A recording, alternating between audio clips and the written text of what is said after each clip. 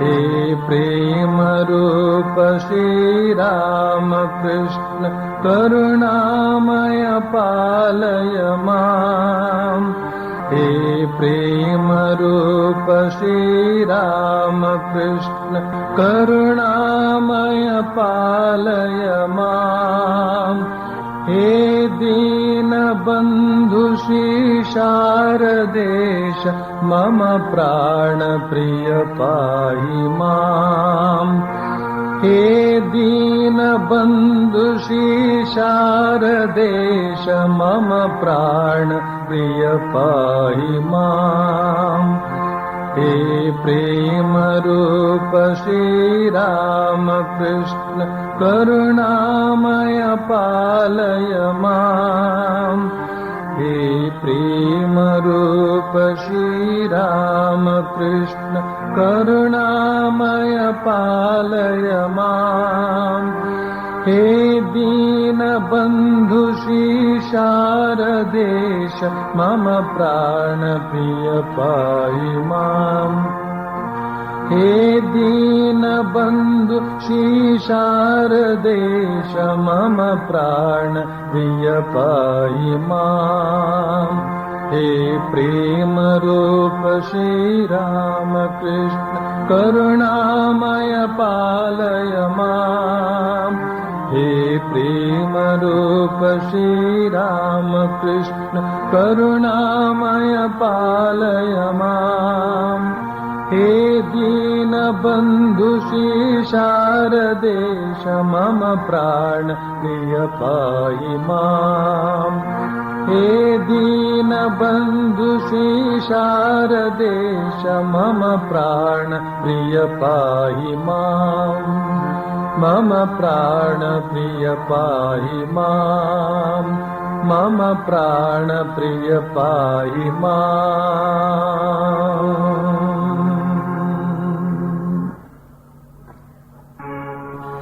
संजयागलु तव की पुदुमन दक्षिणेश्वर यात्रेगे परमहंसर तीर्थवाणीय पंच अमृतद पात्रेगे संजयागलु तव की पुदुमन दक्षिणेश्वर यात्रेगे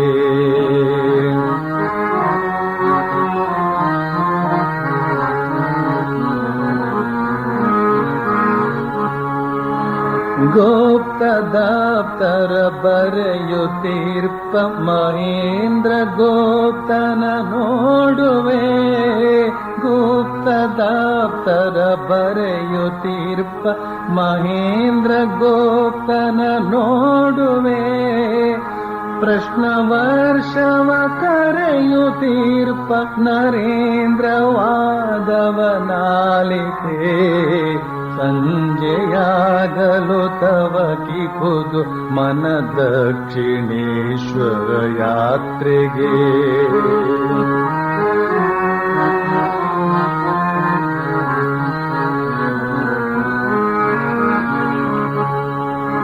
अत्त केशव चंद्रसेनन भक्ति नमनव काणुवे अत्त केशव चंद्रसेनन भक्ति नमनव काणुवे इत्त मत्त गिरीश घोषन चंद्र चित्तदि कೈಯುವೆ संजयागलु तव की पुदु मन दक्षिणेश्वर यात्रेगे परमहंसर तीर्थवाणीय पंच अमृतद पात्रेगे संजयागलु तव की पुदु मन दक्षिणेश्वर यात्रेगे संजयागलु तव की पुदु मन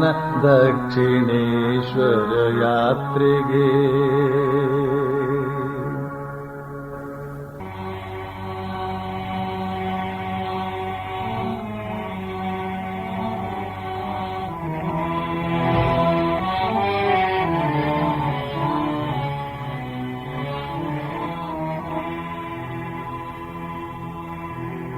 तव कथामृतम् तप्तजीवनम् कविभिरीडितम् कल्मषापहम् श्रवणमङ्गलम् श्रीमदाततम् कृष्ण भुवि गृह्णन्ति ते भूरिदा जना।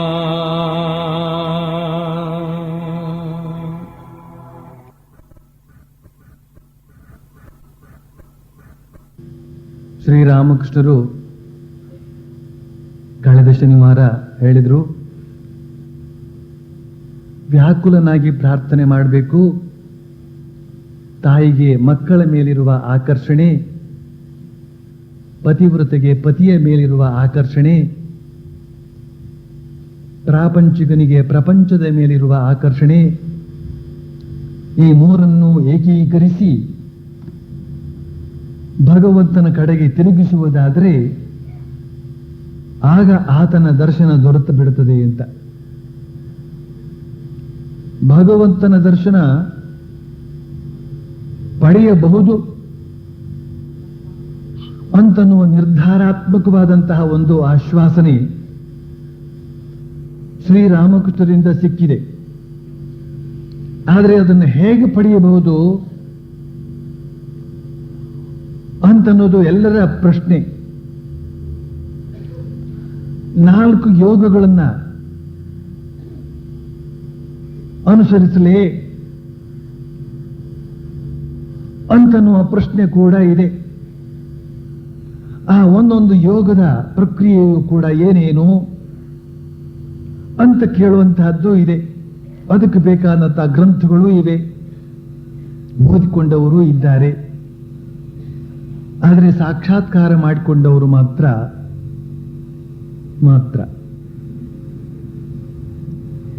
ಯಾತಕ್ಕೆ ಅಂತಂದ್ರೆ ಒಳಗಡೆಯಿಂದ ಯಾವುದೋ ಒಂದು ಭಾವ ಧುಮುಧುಮಿಸಿ ಬರಬೇಕಾಗಿದೆ. ಧುಮುಧುಮಿಸಿ ಬರುವಂತಹದ್ದು. ಅವನನ್ನು ಕಾಣದೇ ಇದ್ರೆ ನನಗೆ ಈ ಕ್ಷಣದಲ್ಲೇ ಪ್ರಾಣ ಹೋಗುತ್ತದೆ ಅಂತನ್ನುವಷ್ಟರ ಮಟ್ಟಿನ ವ್ಯಾಕುಲತೆ ಬೇಕಾಗಿದೆ. ಆ ಒಂದು ವ್ಯಾಕುಲತೆಯನ್ನು ಶ್ರೀರಾಮಕೃಷ್ಣರು ಮೊದಲಿನಿಂದ ಕೊನೆಯವರೆಗೆ ನಮ್ಮ ಮನ ಮುಟ್ಟಿಸುವ ಅಲ್ಲ, ಹೃದಯ ಮುಟ್ಟಿಸುವ ಪ್ರಯತ್ನ ಮಾಡ್ತಾ ಇದ್ದಾರೆ. ಆ ವ್ಯಾಕುಲತೆ ಅಂದ್ರೆ ಏನು ಅಂತನೋ ಪ್ರಶ್ನೆಯನ್ನ ಅತ್ಯಂತ ವ್ಯಾಕುಲ ಚಿತ್ತರಾಗಿಯೇ ಕೇಳ್ತಾ ಇದ್ದಾರೆ ಜನ. ವ್ಯಾಕುಲತೆಯನ್ನು ತೋರಿಸಿಕೊಡೋದು ಹೇಗೆ? ಸ್ವಯಂ ಶ್ರೀರಾಮಕೃಷ್ಣರು ತಮ್ಮ ಭಕ್ತರ ಮುಂದೆ ಅತ್ತು ಕರೆದು ಜಗನ್ಮಾತೆಯನ್ನ ಅತ್ತು ಕರೆದು ತೋರಿಸಿಕೊಟ್ಟಿದ್ದಾರೆ, ಹೀಗೆ ಕರೀಬೇಕು ಅಂತ. ಕೆಲವು ಯುವ ಸನ್ಯಾಸಿ, ಮುಂದೆ ಸನ್ಯಾಸಿ ಆಗ್ಲಿಕ್ಕಿರತಕ್ಕಂತಹ ಯುವ ಶಿಷ್ಯರು, ಅವರು ಒಬ್ಬರೊಬ್ಬರೇ ಇರುವಾಗಲೂ ಕೂಡ ಶ್ರೀರಾಮಕೃಷ್ಣರು ಆ ರೀತಿಯಲ್ಲಿ ಅತ್ತು ಕರೆದು ತೋರಿಸಿಕೊಟ್ಟಿದ್ದಾರೆ. ಅದನ್ನೆಲ್ಲ ಮುಂದಿನ ಶ್ರೀರಾಮಕೃಷ್ಣ ಯುಗಾವತಾರ ಶ್ರೀರಾಮಕೃಷ್ಣ ಅಂತನ್ನುವ ಗ್ರಂಥದ ಮುಂದಿನ ಸಂಪುಟಗಳಲ್ಲಿ ನೀವು ನೋಡ್ಲಿಕ್ಕಿದ್ದೀರಿ.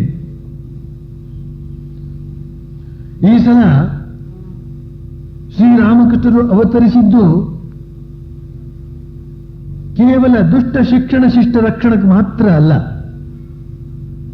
ಆ ದುಷ್ಟ ಶಿಕ್ಷಣ ಶಿಷ್ಟ ರಕ್ಷಣೆ ಮಾಡತಕ್ಕಂತಹ ಆ ದೇವರು ಯಾರಿದ್ದಾನೋ ಅವನನ್ನು ನಾವು ಕಾಣಲೇಬೇಕು, ಕಾಣಿಸಬೇಕು ಇವರಿಗೆ ಅಂತನ್ನುವ ಉದ್ದೇಶದಿಂದ ಅವರು ಬಂದಿದ್ದಾರೆ. ಆದ್ರಿಂದ ಅವರ ಅತ್ಯಂತ ಆತ್ಮೀಯ ಪರಿಶುದ್ಧ ಹೃದಯದ ಶಿಷ್ಯರಿಗೆ ಅದನ್ನ ಪ್ರತ್ಯಕ್ಷವಾಗಿ ಮಾಡಿ ತೋರಿಸಿಕೊಟ್ರು. ಕೆಲವರಿಗೆ ಮುಟ್ಟಿದ ಸಾಕ್ಷಾತ್ಕಾರ ಮಾಡಿಕೊಟ್ರೆ ಇನ್ನು ಕೆಲವರಿಗೆ ಯಾವ ರೀತಿಯಲ್ಲಿ ಹತ್ತು ಕರೆದು ಪ್ರಾರ್ಥನೆ ಮಾಡಿ ಆ ಭಗವಂತನ ಹೃದಯವನ್ನು ನಮ್ಮ ಕಡೆಗೆ ಆಕರ್ಷಿಸಿಕೊಳ್ಳಬಹುದು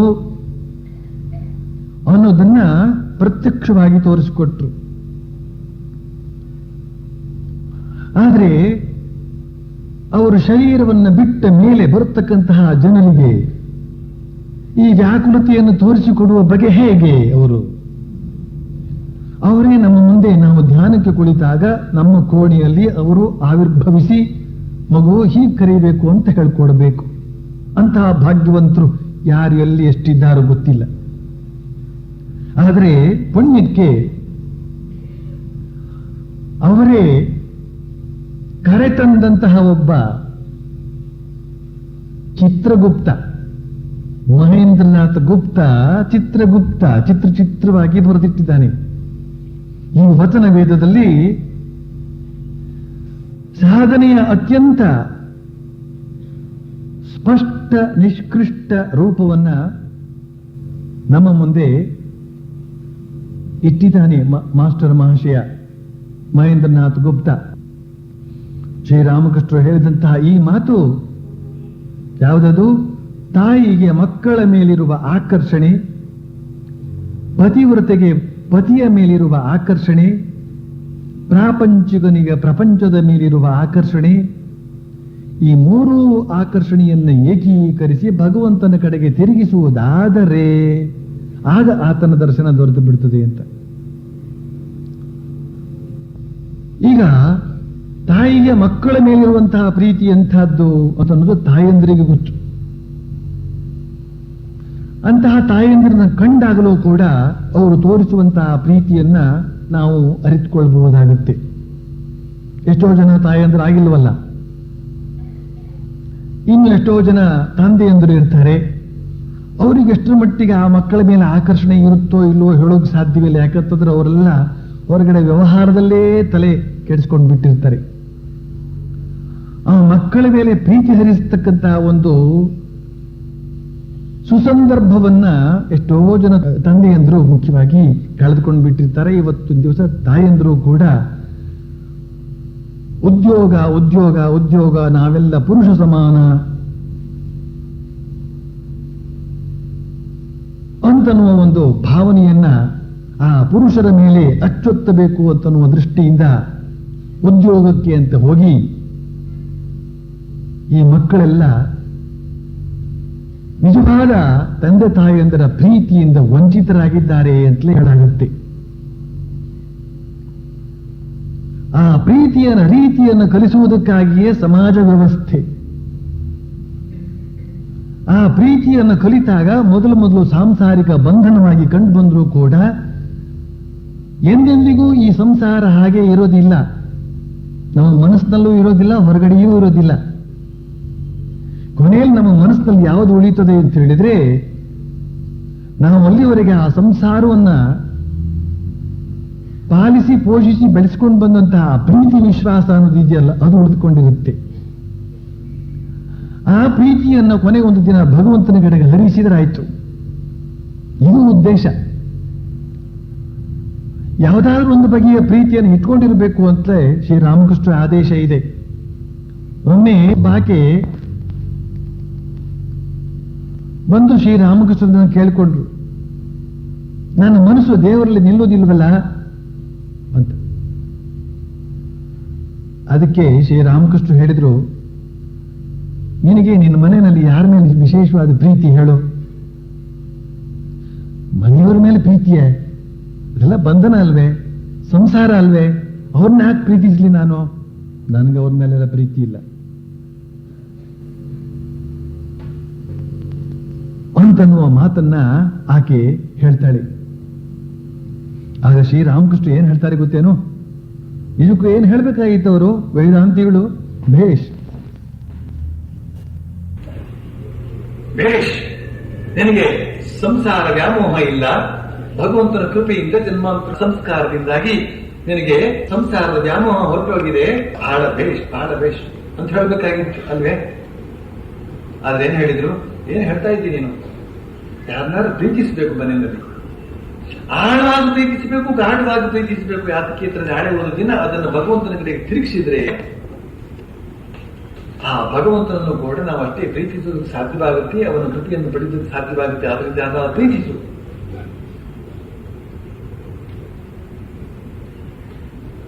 ಪುರಂದರದಾಸರು ಅಂತ ಇವತ್ತು ಪ್ರಖ್ಯಾತರಾದಂತಹ ವ್ಯಕ್ತಿ ಹಿಂದೆ ಏನಾಗಿದ್ರು? ಲೋಭ. ಶ್ರೀರಾಮಕೃಷ್ಣ ಹೇಳಿದ್ರಲ್ಲ, ಪ್ರಾಪಂಚಿಕನಿಗೆ ಪ್ರಪಂಚದ ಮೇಲಿರುವ ಆಕರ್ಷಣೆ. ಆತ ಮಹಾಪ್ರಾಪಂಚಿಕನಾಗಿದ್ದ. ಎಷ್ಟರ ಮಟ್ಟಿಗೆ ತನ್ನ ಹಣವನ್ನ, ಚಿನ್ನವನ್ನ ಅವನು ಪ್ರೀತಿಸ್ತಾ ಇದ್ದ ಅಂತ ಹೇಳಿದ್ರೆ, ಚಿನ್ನದಂತಹ ಹೆಂಡತಿಯನ್ನು ಕೂಡ ಅವನು ಕಡೆಗಣಿಸ್ತಾ ಇದ್ದ. ಹೆಂಡತಿಯ ಮೇಲೂ ಕೂಡ ಪ್ರೀತಿ ಇಲ್ಲ. ಇನ್ನು ಮಕ್ಕಳ ಮೇಲಿನ ಪ್ರೀತಿ ಬಂತು. ಈ ರೀತಿಯಲ್ಲಿ ಧನಪಿಶಾಚಿ ಅಂತ ಹೇಳ್ತಕ್ಕಂಥದ್ದು ಅವನಲ್ಲಿ ಹಿಡಿದದ್ದು, ಅದೇ ಅವನಿಗೆ ವರಪ್ರದಾನವಾಯಿತು ಭಗವಂತನ ಸಾಕ್ಷಾತ್ಕಾರಕ್ಕೆ. ಆ ಲೋಭವನ್ನ ಇತ್ತ ಕಡೆಗೆ ತಿರುಗಿಸಿದ ಭಗವಂತನನ್ನು ಸಾಕ್ಷಾತ್ಕಾರ ಮಾಡಿಕೊಂಡು ಇವತ್ತು ದಾಸರಲ್ಲೆಲ್ಲ ಪುರಂದರದಾಸರಪ್ಪ ಅಂತನ್ನುವ ಖ್ಯಾತಿಗೆ ಅವರು ಪಾತ್ರರಾದರು. ಅವರ ಲೋಭ ಅಂತ ಹೇಳ್ತಕ್ಕಂಥದ್ದು ಅವರಿಗೆ ಭಗವಂತನ ಸಾಕ್ಷಾತ್ಕಾರ ಮಾಡಿಕೊಡ್ತು. ಹೃದಯದ ತೀವ್ರತೆಯನ್ನ ಅತ್ತ ಕಡೆಗೆ, ಭಗವಂತನ ಕಡೆಗೆ ತಿರುಗಿಸೋದಕ್ಕೆ ಅವರಿಗೆ ಸಾಧ್ಯ ಆಯಿತು.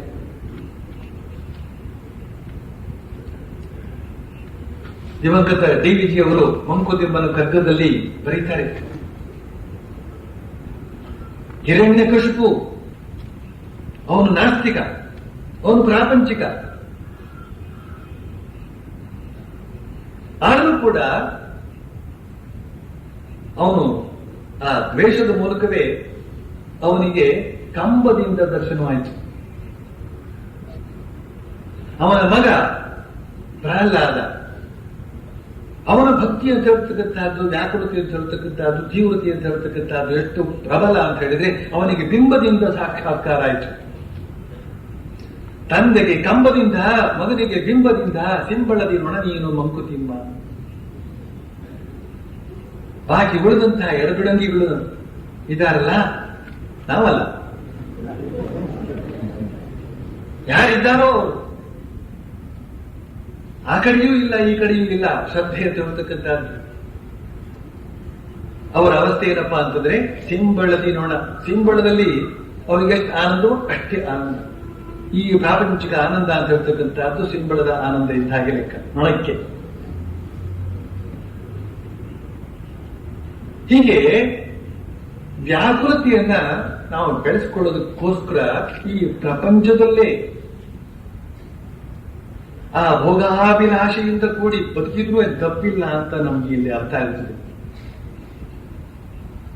ಪತಿವ್ರತೆಗೆ ಪತಿಯ ಮೇಲಿರುವ ಆಕರ್ಷಣೆ ಅಂತ ಹೇಳಿದ್ರು. ಪತಿಯೇ ಪರದೈವವಾಗಿರಬೇಕು ಅಂತ ಹೇಳ್ತಕ್ಕಂಥ ಒಂದು ಮಾತು ಯಾತಕ್ಕೋಸ್ಕರ ಅಂತ ಹೇಳಿದ್ರೆ, ಇವತ್ತಿನ ಕಾಲದ ವಿದ್ಯಾವಂತ ಮಹಿಳೆಯರು ಆ ಪತಿಗೆ ನಾವು ಗುಲಾಮರಾಗಿರ್ಬೇಕೆ ಅಂತನ್ನುವ ಮಾತನ್ನೆಲ್ಲ ಹೇಳ್ತಾರೆ. ಅವನು ಮನುಷ್ಯನಲ್ವೇ, ಪತಿ ಸತಿಯೂ ಕೂಡ ಅವನಿಗೆ ಪರದೈವ ದೇವಿಯಾಗೋದು ಬೇಡವೇ? ಅವರಿಗೂ ಆಗ್ಬೇಕು. ರಾಮನಂತೆ ಸತಿವ್ರತನೂ ಆಗಿರಬೇಕು ಆತ, ಸೀತೆಯಂತೆ ಪತಿವ್ರತೆಯೂ ಆಗಿರಬೇಕು ಈಕೆ. ಕೊನೆಗೆ ಅದರಿಂದ ಪ್ರಯೋಜನ ಏನಪ್ಪಾ ಅಂತಂದ್ರೆ, ಆ ಕಣ್ಣಿಗೆ ಕಾಣುವಂತಹ ಮನುಷ್ಯ ವ್ಯಕ್ತಿಯ ಮೇಲೆ ಯಾವ ಒಂದು ನಿಷ್ಠೆಯನ್ನು ಸುರಿಯಲಾಗಿತ್ತೋ ಅದೇ ನಿಷ್ಠೆಯನ್ನ ಪರಮಾತ್ಮನ ಕಡೆಗೆ ತುರಿದಾಗ ಸಾಕ್ಷಾತ್ಕಾರ ಸ್ವತಃಸಿದ್ಧ. ಅದಕ್ಕೋಸ್ಕರ ಶ್ರೀರಾಮಕೃಷ್ಣರು ಈ ಒಂದು ಉಪಾಯವನ್ನು ನಮ್ಮ ಮುಂದೆ ಇಟ್ಟಿದ್ದಾರೆ, ಉದಾಹರಣೆಯ ಮೂಲಕ ಇಟ್ಟಿದ್ದಾರೆ. ನಮ್ಮ ಪ್ರತ್ಯಕ್ಷ ಅನುಭವಕ್ಕೆ ಬಂದಂತಹ ಆ ವ್ಯಾಕುಲತೆಯ ರೂಪವನ್ನ ನಮ್ಮ ಮುಂದಿಟ್ಟು ಆ ಮೂರು ಬಗೆಯ ಆಕರ್ಷಣೆಯನ್ನು ಏಕೀಕರಿಸಿ ಇವತ್ತೇ ಸಾಕ್ಷಾತ್ಕಾರ ಕೊಡು ಶ್ರೀರಾಮಕೃಷ್ಣ ಯಾವ ರೀತಿ ಪ್ರಾರ್ಥನೆ ಮಾಡಿಕೊಂಡ್ರು. ಇವತ್ತಿನ ದಿನವೂ ಕಳೆದೋಯ್ತು, ಸೂರ್ಯ ಅಸ್ತಮಾನ ಆಯ್ತು, ಇವತ್ತಿನ ದಿನವೂ ಕಳೆದೋಯ್ತು, ನನಗೆ ನಿನ್ನ ಸಾಕ್ಷಾತ್ಕಾರ ಆಗ್ಲಿಲ್ವಲ್ಲ, ನನ್ನ ಜೀವನ ವ್ಯರ್ಥವಾಯ್ತಲ್ಲ. ಇದೆಲ್ಲ ಚರಿತ್ರಾರ್ಹವಾದಂತಹ ಪ್ರಸಿದ್ಧವಾದಂತಹ ಪ್ರಾರ್ಥನಾ ರೀತಿ, ಆಮೇಲೆ ವ್ಯಾಕುಲತೆಯ ವಿಧಾನ. ಬಳಿಕ ಶ್ರೀರಾಮಕೃಷ್ಣರು ಮುಂದುವರಿಸ್ತಾ ಹೇಳ್ತಾರೆ, ನಿಜವಾದ ಭಗವದ್ಭಕ್ತನಿಗೆ ಕೆಲವು ಲಕ್ಷಣಗಳಿವೆ. ಗಾರುಡಿಗನ ಹಾಡು ಕೇಳಿ ವಿಷಸರ್ಪ ಸ್ತಬ್ಧವಾಗಿ ಬಿಡುವ ಹಾಗೆ ಭಕ್ತ ಗುರುವಿನ ಉಪದೇಶ ಕೇಳಿ ಸ್ತಬ್ಧನಾಗಿ ಬಿಡುತ್ತಾನೆ. ಆದರೆ ಕಟ್ಟಿನ ಹಾವು ಹಾಗೆ ಮಾಡಲಾರದು. ಇನ್ನೊಂದು ಲಕ್ಷಣ, ಆತನಿಗೆ ಚೆನ್ನಾದ ಗ್ರಹಣ ಶಕ್ತಿ ಇರುತ್ತದೆ. ಬರೀ ಗಾಜಿನ ಮೇಲೆ ವಸ್ತುವಿನ ಪ್ರತಿಬಿಂಬ ಬೀಳದು, ಆದರೆ ಬೆಳ್ಳಿಯ ಉಪ್ಪು ಸವರಿದ ಗಾಜಿನ ಮೇಲೆ ಅದು ಬೀಳುತ್ತದೆ. ಉದಾಹರಣೆಗೆ ಫೋಟೋಗ್ರಫಿ, ಭಕ್ತಿಯೇ ಬೆಳ್ಳಿಯ ಉಪ್ಪು. ಮತ್ತೊಂದು ಲಕ್ಷಣ ಇದೆ ಭಕ್ತನದ್ದು, ಆತ ಜಿತೇಂದ್ರಿಯನಾಗಿರುತ್ತಾನೆ, ಕಾಮಜಯಿ ಆಗಿರುತ್ತಾನೆ. ಗೋಪಿಯರಿಗೆ ಕಾಮವೆಂಬುದೇ ಇರಲಿಲ್ಲ.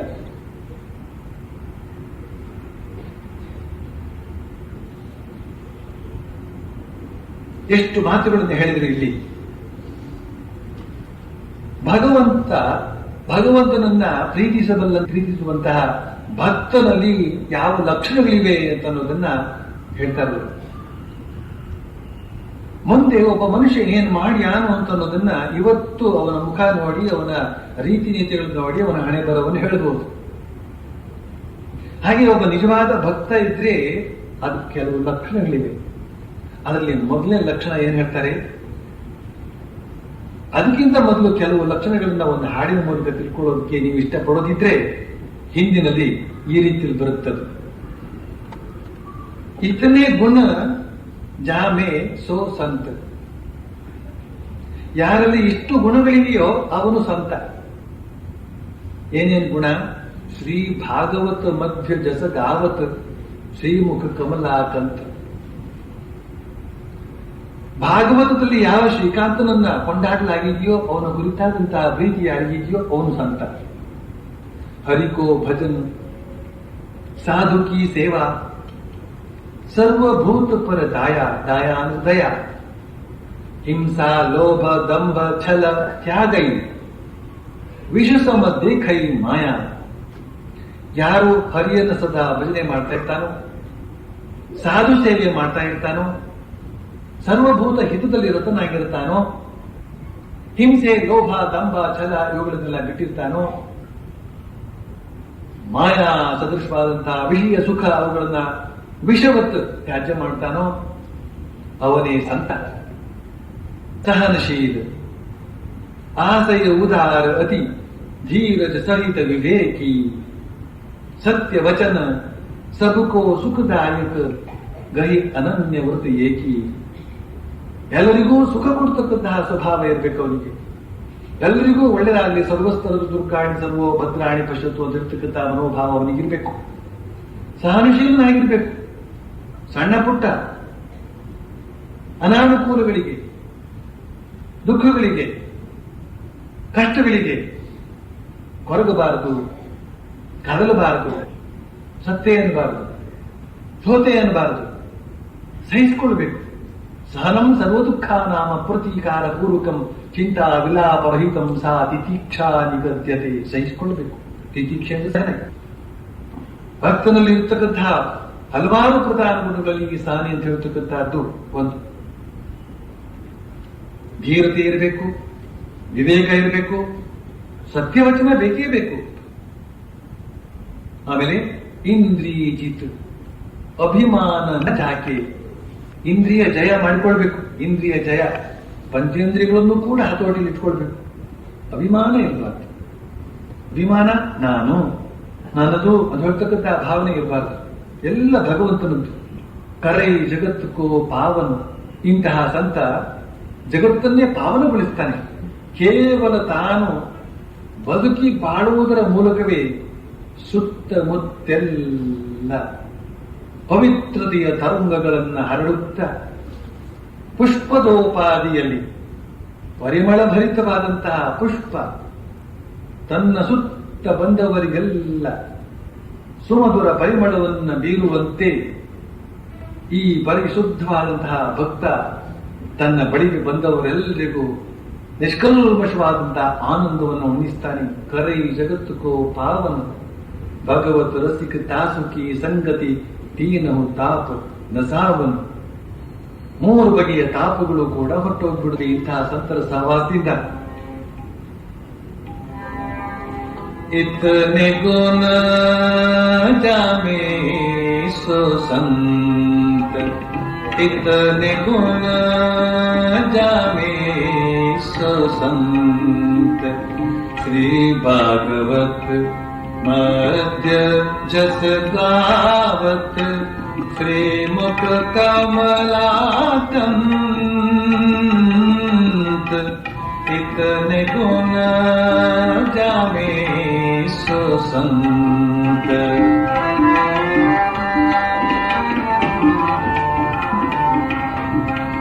हरि को भजन साधु की सेवा, हरि को भजन साधु की सेवा, सर्वभूत परदाया,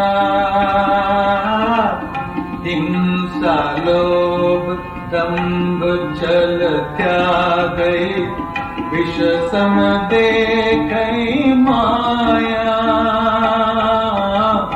इतने गुण जाने सो संत, इतने गुण जाने सो संत।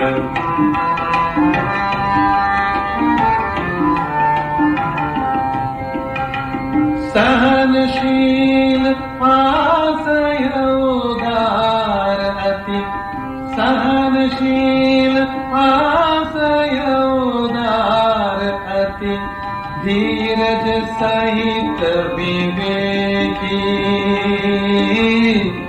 सत्य वचन सबको सुखदायक, गहे अनन्य व्रत की, इतने गुण जामे सो संत, इतने गुण जामे सो संत।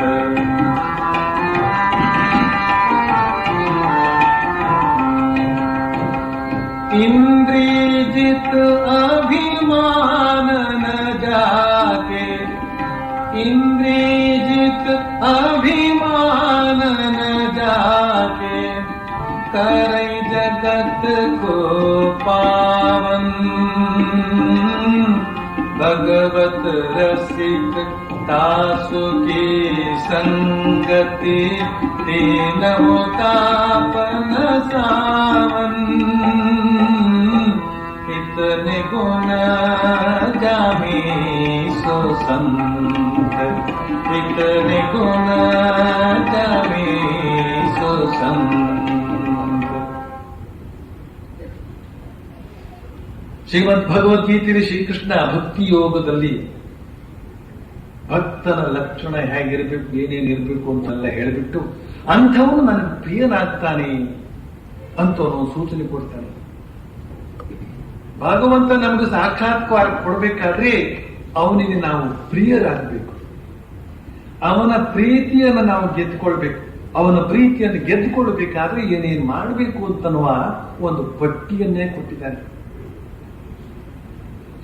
ಆ ಪಟ್ಟಿಯೆಲ್ಲ ನಮ್ಮ ತಲೆಯೊಳಗೆ ಕಟ್ಟಿ ಇರಬೇಕು.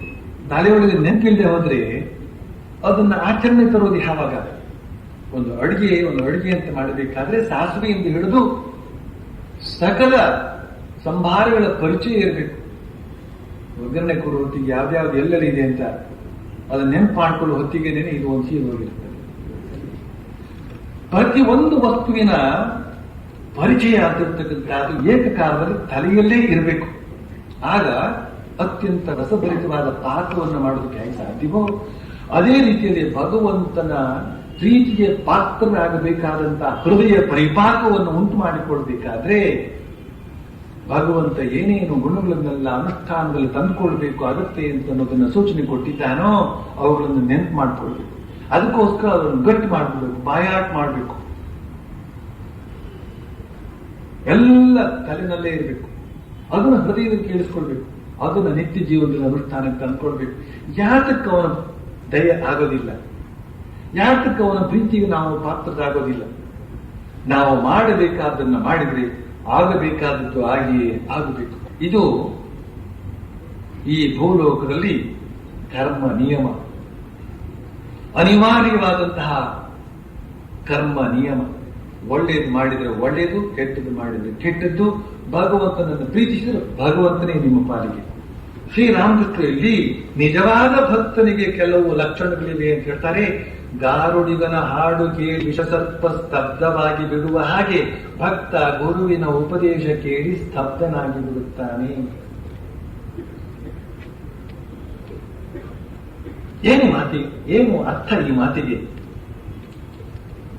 ಶಿಷ್ಯನಾದವನು ಗುರುವಿನ ಮಾತನ್ನು ಕೇಳಿ ಸ್ತಬ್ಧನಾಗಿ ಬಿಡ್ತಾನಂತೆ. ಅಂದ್ರೆ ಗುರು ಹೇಳ್ತಕ್ಕಂತಹ ವಾಕ್ಯದ ಪ್ರತಿಯೊಂದು ಶಬ್ದ ಇರಲಿ, ಪ್ರತಿಯೊಂದು ಅಕ್ಷರದ ಕಡೆಯೂ ಕೂಡ ಆ ಶಿಷ್ಯ ಏಕಪ್ರಕಾರವಾಗಿ ಗಮನ ಕೊಟ್ಕೊಂಡಿರ್ತಾನೆ. ಗುರುವಾಕ್ಯೇಶು ವಿಶ್ವಾಸ ಶ್ರದ್ಧಾ ಅಂತ ಹೇಳಲಾಗಿದೆ. ಗುರುವಾಕ್ಯದಲ್ಲಿ ಅಂತಹ ವಿಶ್ವಾಸ ಆ ಶಿಷ್ಯನಿಗೆ. ಆದ್ರಿಂದ ಆ ಗುರು ಹೇಳ್ತಾನೆ, ನೋಡು ನಿನ್ನ ಕಣ್ಮುಂದೆಯೇ ದೇವರು ನಿಂತಿದ್ದಾನೆ ಅಂತ ಹೇಳಿದ ತಕ್ಷಣ ಆ ಶಿಷ್ಯ ನೋಡೇ ಬಿಡ್ತಾನೆ ಅದನ್ನ. ಆ ರೀತಿಯಲ್ಲಿ ಅವನು ಸ್ತಬ್ಧನಾಗಿ ಬಿಡ್ತಾನೆ. ಅದಕ್ಕೋಸ್ಕರವೇ ಆಶ್ಚರ್ಯೋ ವಕ್ತ ಕುಶಲೋಸ್ಯ ಲಬ್ಧ. ಆಶ್ಚರ್ಯಕರನಾದ ಗುರುವಾಗಿರಬೇಕು, ಆಶ್ಚರ್ಯಕರನಾದ ಶಿಷ್ಯನಾಗಿರಬೇಕು. ತತ್ವಮಸಿ ಅಂತ ಗುರು ಒಂದು ಮಾತು ಹೇಳ್ಬಿಡ್ತಾನೆ. ಓ ಶಿಷ್ಯ, ನೀನೇ ಅವನಾಗಿದ್ದೀಯ. ಅವನು ಅಂದ್ರೆ ಪರಮಾತ್ಮ, ಪರಬ್ರಹ್ಮ, ಇನ್ಯಾರೂ ಅಲ್ಲ, ನೀನೇ ಆ ಪರಬ್ರಹ್ಮ ಅಂತ ಹೇಳ್ಬಿಡ್ತಾನೆ. ತತ್ವಂ ಅಸಿ. ಇಷ್ಟೇ. ಇದನ್ನು ಕೇಳಿದಂತಹ ಆ ಶಿಷ್ಯ ಹೇಳ್ತಕ್ಕಂಥವನು ಉತ್ತಮ, ಅತ್ಯುತ್ತಮ ಮಟ್ಟದ ಶಿಷ್ಯನಾಗಿದ್ದ ಪಕ್ಷದಲ್ಲಿ ತಕ್ಷಣ ಅವನ ಅನುಭವಕ್ಕೆ ಬರ್ತದೆ, ಅಹಂ ಬ್ರಹ್ಮಾಸ್ಮಿ.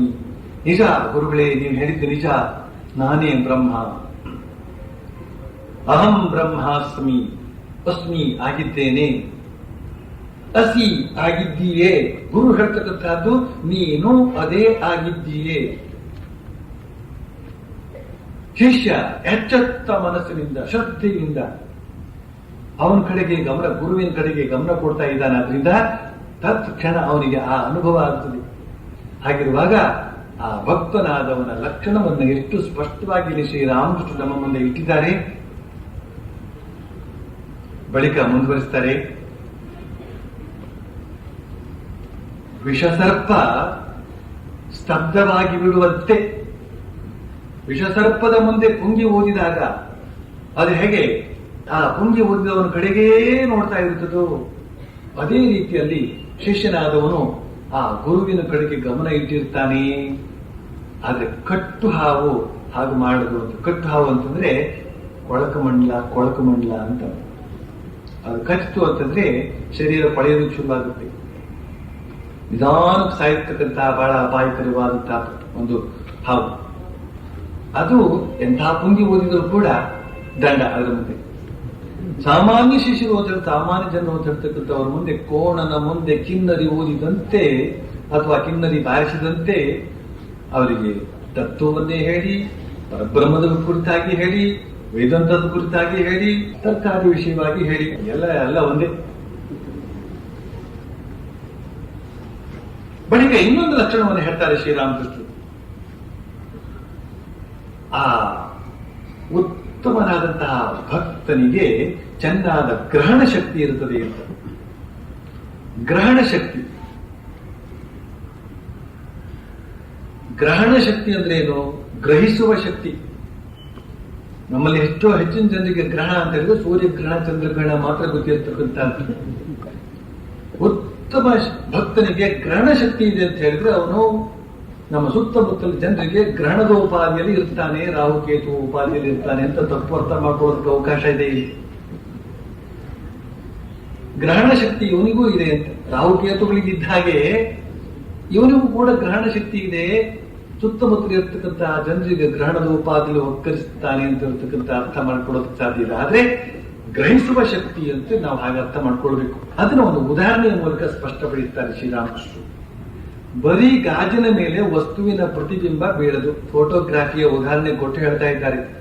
ಆಗಿನ ಕಾಲದ ಫೋಟೋಗ್ರಾಫಿ, ಈಗ ಫೋಟೋಗ್ರಫಿ ಅಂತ ಹೇಳ್ತಕ್ಕಂಥದ್ದು ಅತ್ಯಂತ ಹೆಚ್ಚಿನ ಮಟ್ಟದಲ್ಲಿ ಸುಧಾರಿಸಿದೆ.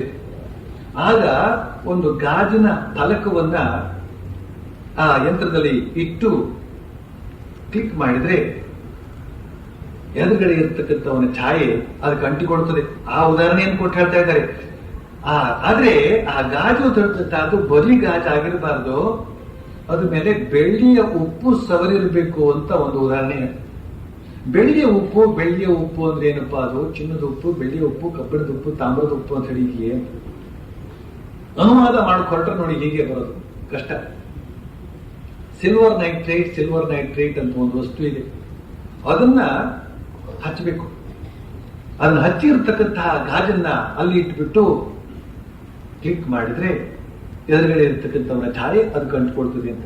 ಶ್ರೀರಾಮಕೃಷ್ಣದ ಚಿತ್ರ ಅಂತ ಹೇಳ್ತಕ್ಕಂಥದ್ದು ಕೂಡ ಅದೇ ರೀತಿಯ ಗಾಜಿನ ಮೇಲೆಯೇ ಅಚ್ಚಾದದ್ದು. ಅದಕ್ಕೋಸ್ಕರವೇ ಆ ಹಳೆಯ ಚಿತ್ರದಲ್ಲಿ ನೀವು ನೋಡಬಹುದು, ಒಂದು ಕಮಾನಿನೋಪಾದಿಯಲ್ಲಿ ಅವರ ತಲೆಯ ಮೇಲೆ ಒಂದು ಕಮಾನಿನೋಪಾದಿಯಲ್ಲಿ ಗೆರೆ ಇದೆ. ಅದೇನಪ್ಪಾ ಅಂತಂದ್ರೆ ಆ ಗಾಜು ಒಡೆದೋಗ್ಬಿಟ್ಟಿತ್ತು, ಅದಕ್ಕೋಸ್ಕರ ಅದನ್ನ ಮೆಲ್ಲಗೆ ಕತ್ತರಿಸಿ ಪುಣ್ಯಕ್ಕೆ ಅದು ಸಿಕ್ಕಿದೆ ನಮಗೆ. ಆದ್ರಿಂದ ಅಷ್ಟೊಂದು ಚಿತ್ರಗಳೆಲ್ಲ ನಮ್ಗೆ ಅದರ ಮೂಲಕ ಸಿಕ್ಕೋದಕ್ಕೆ ಸಾಧ್ಯ ಆಯ್ತು. ಆ ವಿಚಾರ ಬೇರೆ.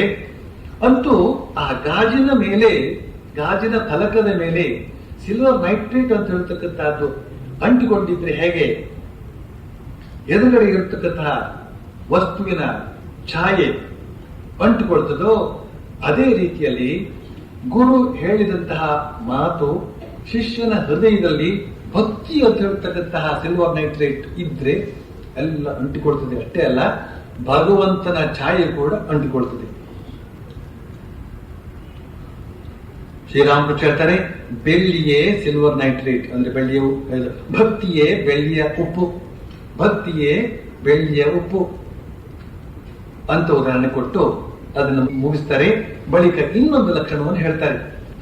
ಭಗವದ್ ಭಕ್ತ ಜಿತೇಂದ್ರಿಯನಾಗಿರ್ತಾನೆ, ಕಾಮ ಜಯಿ ಆಗಿರ್ತಾನೆ. ಗೋಪಿಯರಿಗೆ ಕಾಮವೆಂಬುದೇ ಇರಲಿಲ್ಲ. ಕಾಮ ಅಂತ ಹೇಳ್ತಕ್ಕಂಥದ್ದು ರಾಮನಷ್ಟೇ ಪ್ರಬಲವಾದಂತಹ ಒಂದು ವಸ್ತು ಈ ಜಗತ್ತನ್ನು ಆಳ್ತಾ ಇದೆ. ಅದರಿಂದಾಗಿ ನಿಜವಾದ ಒಂದು ಭಕ್ತಿಗೆ ತೊಂದರೆಯಾಗಿದೆ. ಅದಕ್ಕೋಸ್ಕರ ಶ್ರೀರಾಮಕೃಷ್ಣರು ಇದನ್ನು ಹೇಳ್ತಾ ಇದ್ದಾರೆ. ಆದ್ರೆ ಶ್ರೀರಾಮಕೃಷ್ಣರು ಮಾತ್ರ ಹೇಳಿದ್ದಲ್ಲ, ಈಗಾಗಲೇ ಹಾಡಿದಂತಹ ಹಾಡಿನಲ್ಲಿ ಇಂದ್ರಿ ಜಿತ್ ಅಂತ ಶಬ್ದವನ್ನು ನೀವು ಕೇಳಿದ್ದೀರಿ. ಹಾಗೇನೇನೆ ನಾವು ರಾಮನಾಮ ಸಂಕೀರ್ತನೆ ನಿನ್ನೆ ದಿವಸ ಮಾಡಿದ್ವಲ್ಲ, ಅದರಲ್ಲಿ ಕೇಳಿದ್ದೇವೆ,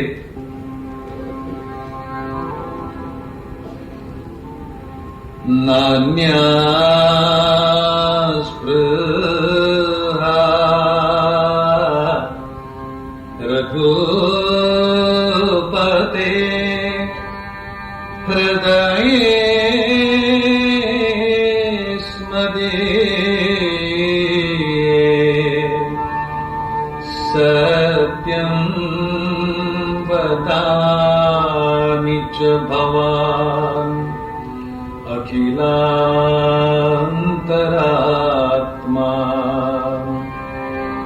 ಭಕ್ತಿಂ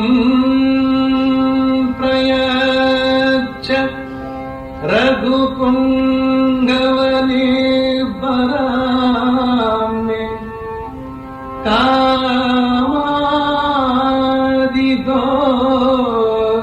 ಕಾಮಾದಿದೋಷರಹಿತಂ ಕುರು ಮಾನಸಂಚ.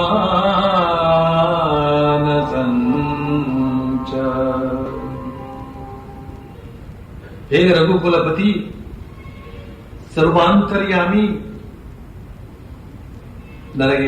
ನಿನಗೆ ಸತ್ಯವನ್ನೇ ನಾನು ಹೇಳ್ತಾ ಇದ್ದೇನೆ. ನನ್ನ ಹೃದಯದಲ್ಲಿ ಇನ್ನೊಂದು ಆಸೆಯೇ ಇಲ್ಲ. ಉಜ್ವಲವಾದ ಭಕ್ತಿಯನ್ನು ಮಾತ್ರ ನನಗೆ ಕರುಣಿಸು ಮತ್ತು ಮನಸ್ಸನ್ನು ಕಾಮಾದಿ ದೋಷ ರಹಿತವನ್ನಾಗಿ ಮಾಡು. ಈ ಪ್ರಾರ್ಥನೆ ಎಷ್ಟು ಅದ್ಭುತವಾಗಿದೆ. ರಘುಕುಲಪತಿ ಅಂತ ಕರೆದು ಜೊತೆಯಲ್ಲಿ ಇನ್ನೊಂದು ಶಬ್ದವನ್ನು ಹಾಕಿದೆ, ಸರ್ವಾಂತರ್ಯಾಮಿ. ಸರ್ವರ ಅಂತರಂಗದಲ್ಲಿಯೂ ಇರತಕ್ಕಂಥವನು, ಸರ್ವರ ಅಂತರವನ್ನು, ಆ ಒಳವನ್ನು ಕೂಡ ನಿಗ್ರಹಿಸ್ತಕ್ಕಂಥವನು ಅಂತರ್ಯಾಮಿ. ಒಳಗಡೆಯೇ ಇದ್ಕೊಂಡು ನಿಗ್ರಹಿಸ್ತಕ್ಕಂಥವನು ಅಂತರ್ವಾಸಿ ಕೂಡ. ಇದನ್ನು ಹೇಳಿದಂತ ಉದ್ದೇಶ ಏನು? ನನ್ನ ಮಾತು ಸತ್ಯ. ನೋಡು, ಸತ್ಯ ಹೇಳ್ತಾ ಇದ್ದೇನೆ ನಾನು. ನನಗೆ ಇನ್ಯಾವ ಆಸೆಯೂ ಇಲ್ಲ. ಉಜ್ವಲ ಭಕ್ತಿ ಮಾತ್ರ ಬೇಕು ನನಗೆ, ಮತ್ತು ನನ್ನ ಮನಸ್ಸಲ್ಲಿ ಇರತಕ್ಕಂಥ ಕಾಮಾದಿ ದೋಷಗಳನ್ನೆಲ್ಲ ನೀನು ಹೋಗಲಾಡಿಸಬೇಕು ಅಂತ. ಉಜ್ವಲ ಭಕ್ತಿ ಬೇಕು ಅಂತ ನಾನು ಕೇಳ್ಕೊಂಡದ್ದು ಸತ್ಯ ಅಂತೆ ಗೊತ್ತಾಗ್ಬೇಕಾದ್ರೆ ಬಾಕಿ ಉಳಿದ ಜನ ಇದಾರಲ್ಲ, ಅವರ ಒಳಗಡೆ ಇರತಕ್ಕಂಥ ಅಂತರ್ಯಾಮಿ ಅದನ್ನು ಕಂಡುಕೊಳ್ತಾರೆ. ಹಾಗೇನೇ ನನ್ನ ಮನಸ್ಸಲ್ಲಿ ಇರ್ತಕ್ಕಂಥ ಕಾಮವನ್ನು ಹೋಗಲಾಡಿಸಿಕೊಡ್ಬೇಕು ನೀನು ಅಂತ ಅನ್ನೋದನ್ನ ಹೇಳಿ, ಅಂತರ್ಯಾಮಿ ನೀನು, ಸರ್ವರ ಹೃದಯದಲ್ಲೂ ಕೂಡ ನೀನು ಇದ್ದೀಯಾ, ಆದ್ರಿಂದ ನನ್ನೊಳಗಡೆ ಕಾಮ ಇದೆಯೋ ಇಲ್ವೋ ಅಂತ ಹೇಳ್ತಕ್ಕಂಥದ್ದನ್ನ ನೀನು ಸರ್ವರಲ್ಲಿಯೂ ಕೂಡ ಇದ್ಕೊಂಡು ಗಮನಿಸ್ತೀನಿ. ನೀನು ಯಾರ್ಯಾರಲ್ಲಿ ಎಷ್ಟೆಷ್ಟು ಕಾಮ ಇದೆ ಅಂತ ಹೇಳ್ತಕ್ಕಂಥದ್ದು ಎಲ್ಲರ ಗುಟ್ಟು ಕೂಡ ನಾವು ಒಡನಾಡಿದ್ರೆ ಗೊತ್ತಾಗೋದಿಲ್ವೇ? ಒಡನಾಟ ಮಾಡಿದಾಗ ಎಲ್ಲ ಗೊತ್ತಾಗ್ಬಿಡುತ್ತೆ. ನಾವು ಸತ್ಯ ಹೇಳಿದ್ದು ಅಂತ ಆಗ್ಬೇಕಾದ್ರೆ ಆ ಎಲ್ಲರೂ ಕೂಡ ಒಪ್ಕೊಳ್ಬೇಕು. ಯಾಕೆ ಎಲ್ಲರ ಹೃದಯದಲ್ಲೂ ಕೂಡ ಅದೇ ಪರಮಾತ್ಮ ಇದ್ದಾನೆ. ದ್ರೋಹ ಮಾಡೋದಕ್ಕೆ ಸಾಧ್ಯವೇ ಇಲ್ಲ, ಸುಳ್ಳು ಹೇಳೋದಕ್ಕೆ ಸಾಧ್ಯವೇ ಇಲ್ಲ. ಅಯ್ಯೋ, ಅಲ್ಲಿಯೂ ಕೂಡ ಪರಮಾತ್ಮ ಇದ್ದಾನೆ, ಅಲ್ಲಿಯೂ ಕೂಡ ನಮ್ಮ ರಘುಪತಿ ರಾಮ ಇದ್ದಾನೆ. ಅವನಿಗೆ ನಾನು ಹೇಳಿದ್ದೇನೆ ನನ್ನ ಕಾಮ ಬೇಡ ಅಂತ ಹೇಳ್ಬಿಟ್ಟಿದ್ದೇನೆ, ನೀನೇ ಬೇಕು ರಾಮ ಬೇಕು ಅಂತ ಹೇಳಿದ್ದೇನೆ. ಅವನಿರ್ತಕ್ಕಂಥ ಅಂತರ್ಯಾಮಿ ಗ್ರಹಿಸಿಬಿಡ್ತಾನೆ, ನನ್ನ ಮಾತು ಸುಳ್ಳು ಆಗ್ಬಿಡ್ತದೆ ಅಂತ ಹೇಳ್ತಕ್ಕಂಥ ಒಂದು ಎಚ್ಚರಿಕೆ ಅಂತ ಹೇಳ್ತಕ್ಕಂಥದ್ದು ನಮ್ಮಲ್ಲಿ ಇರೋದಕ್ಕೆ ಅನುಕೂಲವಾಗುತ್ತೆ ನೋಡಿ. ಅದಕ್ಕೋಸ್ಕರ ಆ ಶಬ್ದವನ್ನಲ್ಲಿ ಉಪಯೋಗಿಸಲಾಗಿದೆ. ಈ ರೀತಿಯಲ್ಲಿ ಆ ಕಾಮವನ್ನ ನಾವು ಹೋಗಲಾಡಿಸಿಕೊಳ್ಬೇಕು ಅಂತನ್ನುವ ಒಂದು ಸೂಚನೆ ನಮಗೆ ಪ್ರತಿಯೊಬ್ಬ ಸಂತರಿಂದಲೂ ಕೂಡ ಸಿಕ್ಕಿದೆ.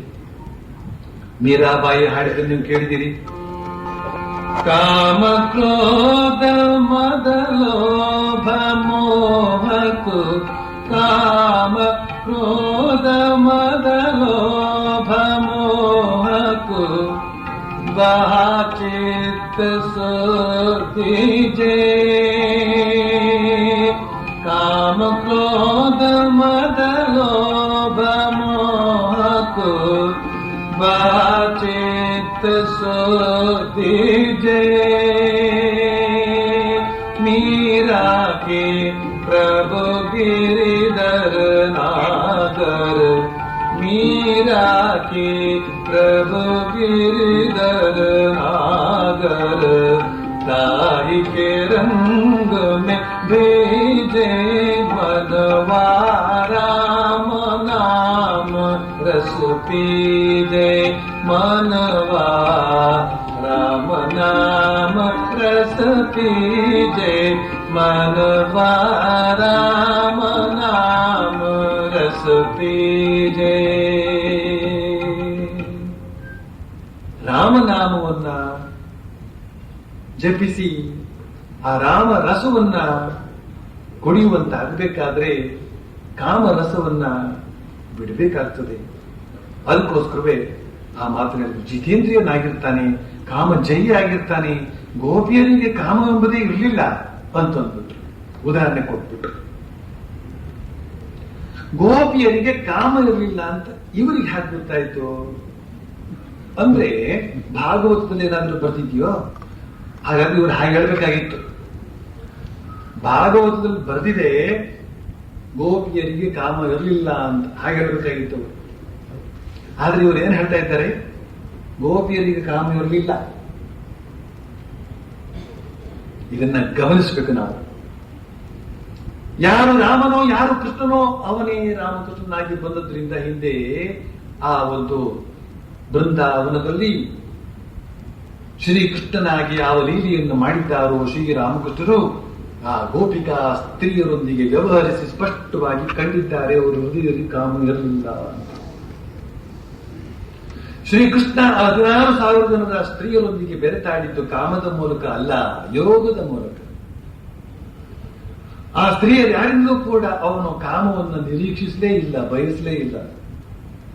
ಅವನು ಆಪ್ತ ಕಾಮ ಅಕಾಮ, ಅವನಿಗೆ ಯಾರ ಕಾಮ ಬೇಕಾಗಿದೆ,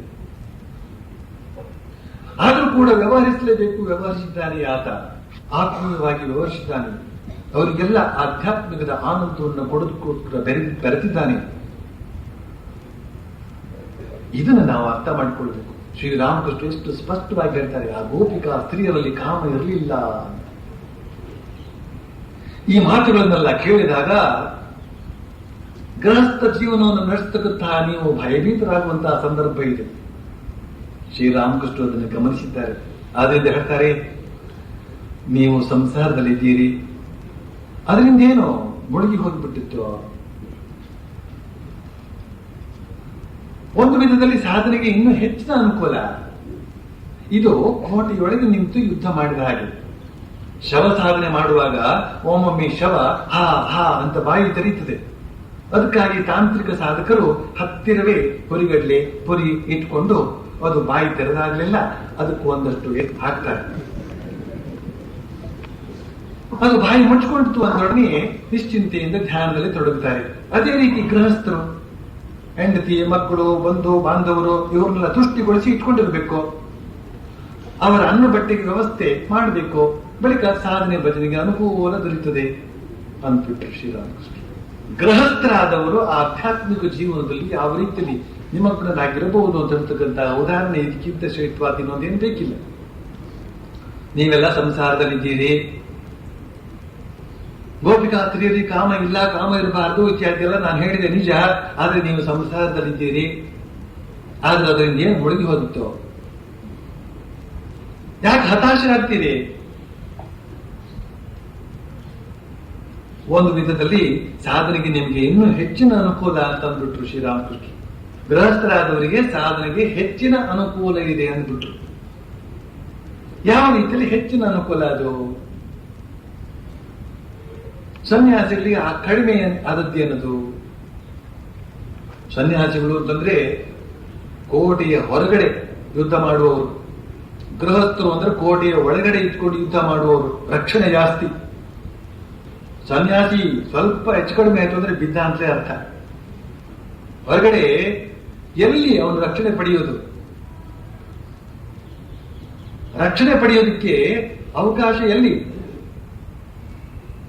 ಆದ್ರೆ ರಾಮಕೃಷ್ಣ ಆಶ್ರಮ ಅಂತ ಇರ್ತಕ್ಕಂಥದ್ದು ಕೋಟೆ ಕಟ್ಕೊಂಡಿದೆ, ಬಂದೋಬಸ್ತ್ನಲ್ಲಿದೆ. ಆದ್ರಿಂದ ಎಷ್ಟೋ ವಾಸಿ.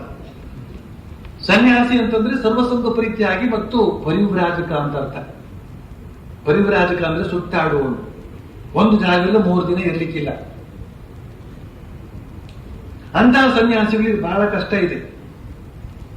ಅವನ ಯೋಗ ಶಕ್ತಿ ಅಂತ ಹೇಳ್ತಕ್ಕಂಥದ್ದು ಬೆಳೀತಾ ಬೆಳೀತಾ ಬೆಳೀತಾ ಮೇನಕೆ, ರಂಬೆ, ಊರ್ವಶಿ ಇತ್ಯಾದಿ ಬರೋಕ್ ಶುರು ಆಗ್ತಾರೆ. ಯಾರ್ಯಾರು ಕಳಿಸಿಕೊಡ್ತಾರೆ, ಮೇಲಿಂದ ಕಳಿಸಿಕೊಡ್ತಾರೆ, ಕೆಳಗಲ್ಲೇನು ಕಡಿಮೆ ಇಲ್ಲ. ಆಗ ಅವರ ಅವಸ್ಥೆ ಎಷ್ಟು ಕಷ್ಟ.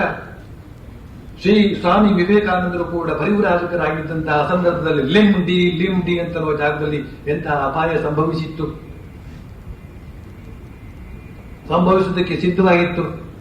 ಹೇಗೆ ಅವರು ಭಗವಂತನ ಕೃಪೆಯಿಂದ ತಪ್ಪಿಸಿಕೊಂಡು, ಅಪಾರವಾದಂತಹ ಕೃಪೆ ಬೇಕಾಗ್ತದೆ ಕೋಟೆಯಿಂದ ಹೊರಗಡೆ ಯುದ್ಧ ಮಾಡತಕ್ಕಂಥದ್ದು.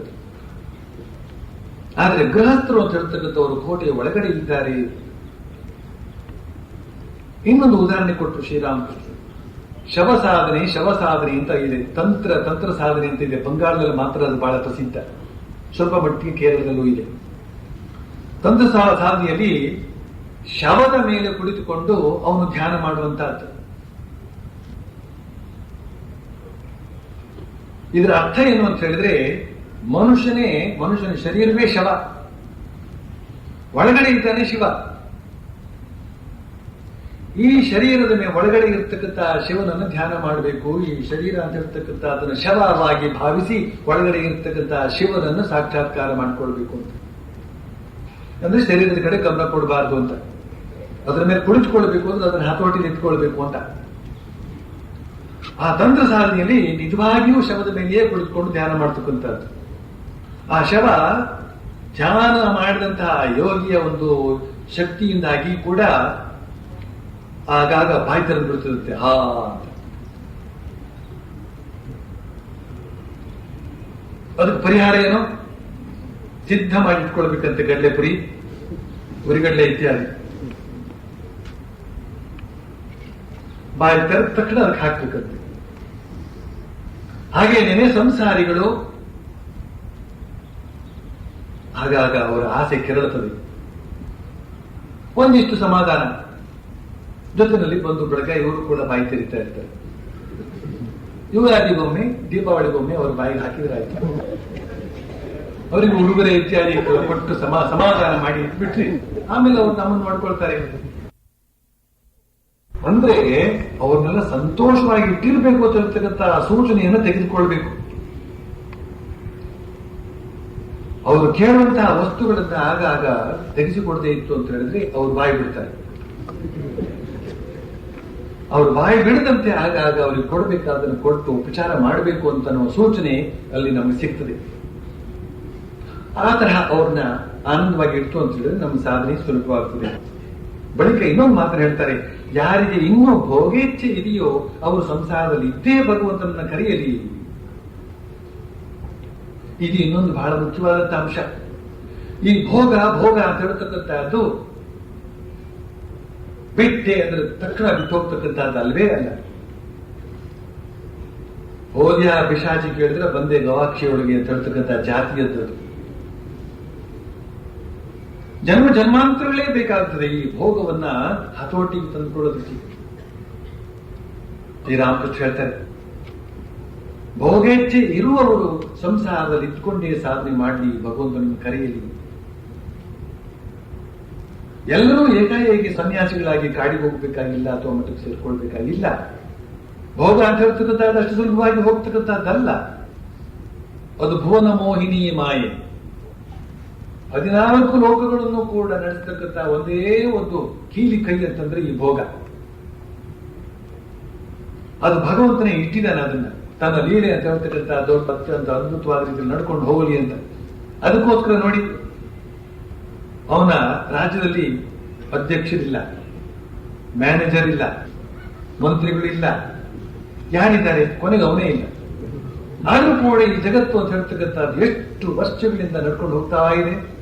ಅವನು ಕೀಲಿ ಇಟ್ಟಿದ್ದಾನೆ. ಕಾಮ, ಕ್ರೋಧ, ಲೋಭ, ಮೋಹ, ಮದ, ಮತ್ಸರ ಅಂತ ಹೇಳ್ತಕ್ಕಂಥ 6 ಕೀಲಿ ಕೈಗಳನ್ನು ಚೆನ್ನಾಗಿ ತಿರುಗಿಸಿ ಇಟ್ಬಿಟ್ಟಿದ್ದಾನೆ. ಎಲ್ಲ ಅದಕ್ಕನುಸಾರವಾಗಿ ಕುಡಿತಾ ಇದ್ದಾರೆ. ತಮ್ಮಷ್ಟು ತಾವೇ ಮಾಡ್ತಾ ಇದ್ದಾರೆ ಕೆಲಸವನ್ನು. ಇದು ಅವನೇ ಇಟ್ಟದ್ದು ಅಂತ ಹೇಳ್ತಕ್ಕಂಥ ಮಾತನ್ನ ಶ್ರೀರಾಮಕೃಷ್ಣ ಬಗೆ ಬಗೆಯಾಗಿ ಬೇರೆ ಬೇರೆ ಸಂದರ್ಭಗಳಲ್ಲಿ ಹೇಳಿದ್ದು ಇವೆ. ಇಲ್ಲಿ ಈ ಮಾತನ್ನ ನಾವು ನೆನಪಿನಲ್ಲಿ ಇಟ್ಕೊಳ್ಬೇಕು.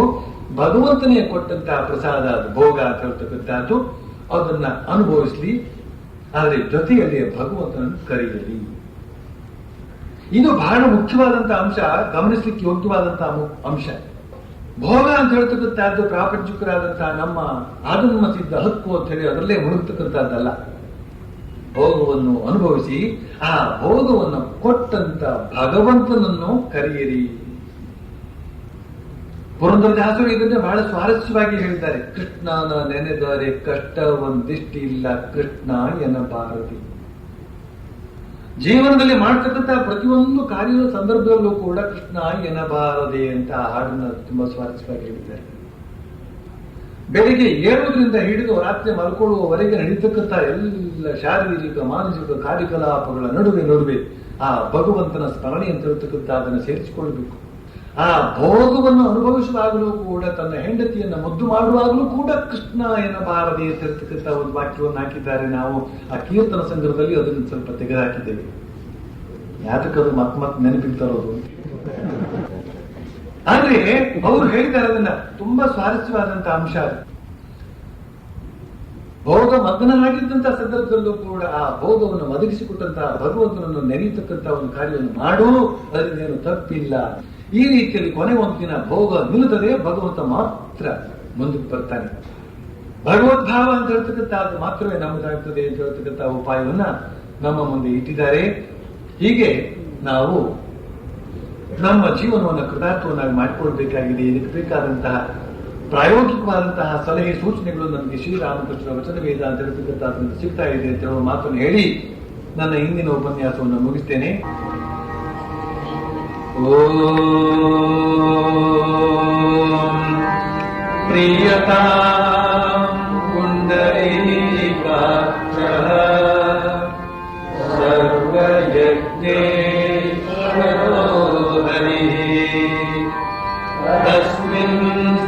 प्रेणिते जगत् दुष्टम् प्रेणिते प्रेणितं जगत् हरि ओम्।